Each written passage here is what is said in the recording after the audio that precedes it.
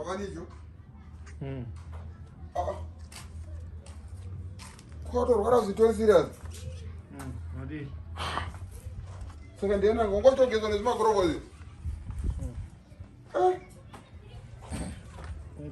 Abona, kwakatosvika pakadai. Ndongochidya tumagaka utumai.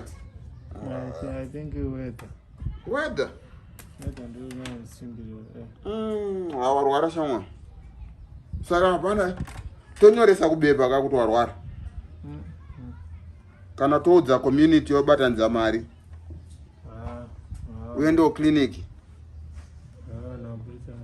Anoburitsa bahati kataura kuti warwara vanhu vanoburitsa. Vanhu vanokufarira tonyoresa. Angofarira zvimalaiki zvikatero. Oya, vanhu vanongokufarira zvimalaiki. Ko iwana sister nako vari kuti chipo. Sister yako iri kuti vekuchando vari kuti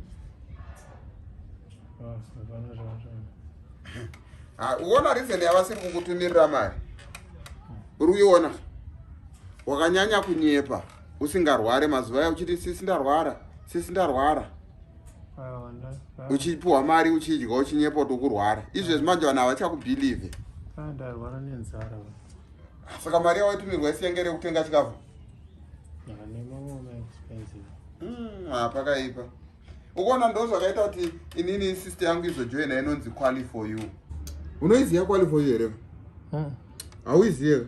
Quali for you ndeyekuti munhu ari kudiaspora ndiri anongoenda pawebsite yeQuali for you anditi aenda pawebsite kana kuti anoisa message pawhatsapp anditi kuti uda kujoina atobvunza kuti uda kujoina semember here kana kuti uda kujoina sepatient kana uda kuti senge wewe zokurwara so waingojoina Quali ungoenda kuti ndijoinise sepatient anditi sister yako ikatumira mari inopinda muwhatsapp imomo but mari ndeyekurapwa chete wapona ndopazvinoshanda manje.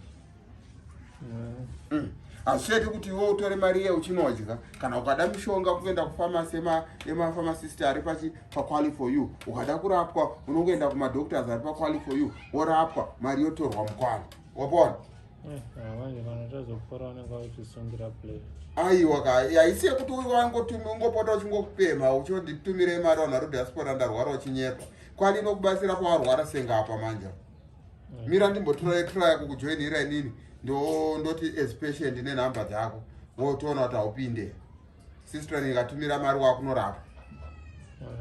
Zviri fair kati? Warwara shamwari. Ndokumenyera kagaka. Riripo rimwe? Ndikubvisire minzwa. But ukadya neminzwa ndokuti ukasike kupora.